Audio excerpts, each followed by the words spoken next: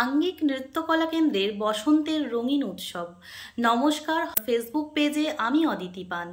চৈত্রের হালকা উষ্ণ বাতাস, প্রকৃতির রঙিন সাজ আর পলাশ শিমুলের লাল আভায় ঘাটালের আঙ্গিক নৃত্যকলা কেন্দ্র আজ শনিবার উদযাপন করল বর্ণাঢ্য বসন্ত উৎসব। মূল অনুষ্ঠানের শুরুতে কলাকেন্দ্রের পক্ষ থেকে বর্ণাঢ্য একটি শোভাযাত্রা নৃত্য সহযোগে ঘাটাল শহরের একাংশ পরিক্রমা করে। তারপর কুশপাতা সত্যজিৎ রায় মুক্তমঞ্চে শুরু হয় প্রতিষ্ঠানের কলাকুশলীদের নৃত্যানুষ্ঠান। গানের তালে তালে সুনিপুণ নৃত্যমুখর হয়ে উঠেছিল পুরো অনুষ্ঠানস্থল। বসন্তের সোনাঝরা বিকেলে শিল্পী ও দর্শকদের প্রাণবন্ত অংশগ্রহণে উৎসবটি হয়ে ওঠে আনন্দঘন ও স্মরণীয়। আজকের অনুষ্ঠান নিয়ে আঙ্গিক নৃত্যকলা কেন্দ্রের অধ্যক্ষ মোনালিসা পাল ঠাকুর কি বললেন শুনে নেব। নমস্কার, আমি মোনালিসা পাল ঠাকুর, আঙ্গিক নৃত্য কলা কেন্দ্রের অধ্যক্ষা। আঙ্গিক নৃত্য স্থাপিত হয় 2006 সাল। 2006 সাল থেকে আমরা 19 বছরের আমাদের এই পথ চলা। আমাদের এটা 2025-2024-এ 18তে পা দিয়েছি। আশা করছি আঙ্গিক নৃত্য কলা কেন্দ্র অনেকটাই স্বাবলম্বী হয়েছে।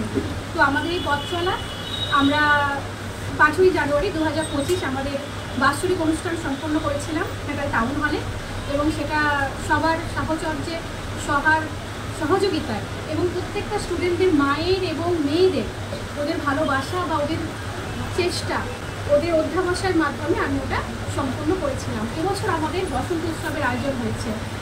ম্যাডাম, কত স্টুডেন্ট রয়েছে এখানে? সব স্টুডেন্টরা অ্যাটেন্ড করতে পারেনি, পরীক্ষার সামনে কিছু নিট প্রিপারেশন আছে। আপনার একাডেমিতে কত স্টুডেন্ট? আমাদের একাডেমিতে স্টুডেন্ট রয়েছে ওই 200 কাছাকাছি। আচ্ছা, তো সেক্ষেত্রে আমাদের এখানে অ্যাটেন্ড দিয়েছে 110 জন। বাকিরা আসতে পারেন বিভিন্ন কারণে। যে এত স্টুডেন্ট নিয়ে যে আপনি করছেন, তো এরা কি বাইরে কোথাও মানে নাচার জন্য প্রোগ্রামে? বিভিন্ন চ্যানেলে করেছে।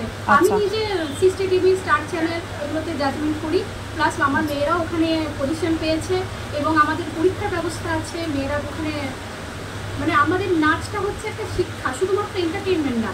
যে বিভিন্ন গানে, ধরুন রবীন্দ্র নৃত্যে কী হতে পারে সেটা ওরা প্র্যাকটিক্যাল, তার সাথে থিওরিটাও করে। মানে অনেক সময় দেখা যায় না, একটা নাচ চলছে, জিমনাস্টিক দিয়ে নাচ হয়ে যাচ্ছে, কিন্তু সেটা কি আদৌ চলছে বা ধ্রুপদী নৃত্যের ওটা কি পরিসীমার রূপ? তা তো না। তো আমি চেষ্টা করি, আমি যেটা বিশেষত চেষ্টা করে থাকি যে এই প্রজন্মের মধ্যে নৃত্যকলার পরিশীলিত ও পরীক্ষিত চর্চার মাধ্যম আনতে, এবং সর্বতভাবে আমরা চেষ্টা করি আমাদের যে ভারতীয় নৃত্য আঙ্গিক ধ্রুপদী নৃত্যধারা, তার মধ্যে একটু আধুনিক ধারা মেশাতে, এবং অবশ্যই যেন রুটটা আমরা না ভুলে যাই। তো আমাদের এখানে আজকে উদ্বোধক ছিলেন, আমরা পেয়েছি, মানে এটা আমাদের আঙ্গিকের হয়তো ভীষণ মানে কী বলবো গর্বের বিষয়। উদ্বোধক শ্রী গুরু শ্রী আশিস চক্রবর্তী মহাশয়, এবং ছিলেন মহারাজজি মলয় মহারাজ এবং ভাস্কর ব্রহ্মচারী। ওনারা হচ্ছে আমাদের এই অনুষ্ঠান উদ্বোধন করেছিলেন, উদ্বোধক ছিলেন। এবং আমরা পাশে পেয়েছি আমাদের পৌরপ্রধান তুহিন কান্তি বেরা মহাশয়কে, অজিত রঞ্জন দে আমাদের ভাইস চেয়ারম্যান পৌরপিতা, উপপৌরপিতা, এবং আমাদের সভাপতি ছিলেন শেখ মুজিব আলী, সঞ্জিত জানা। আমরা পাশে পেয়েছি আমাদের ঘাটাল ন্যাশনাল বয়েজ ক্লাবের সেক্রেটারি রামকৃষ্ণ ঘোষকে। আমরা পাশে পেয়েছি সাধারণ সম্পাদক ন্যাশনাল বয়েজ ক্লাব শুভাশিস মণ্ডলকে। আমরা পাশে পেয়েছি দীপক ঘোষাল, সাধারণ সম্পাদক ন্যাশনাল বয়েজ ক্লাব, তৎসহ সভাপতি হচ্ছে বসন্ত কুমারী বালিকা উচ্চ বিদ্যালয়। আমরা পাশে পেয়েছি সুরিতা নাথ ঘোষাল মহাশয়কে, অধ্যক্ষা golden bird public SR school. আমরা পাশে পেয়েছি সঞ্জিত জানা মহাশয়কে, বিশিষ্ট সমাজসেবী, এবং আমরা পাশে পেয়েছি সুমন বিশ্বাস মহাশয়কে।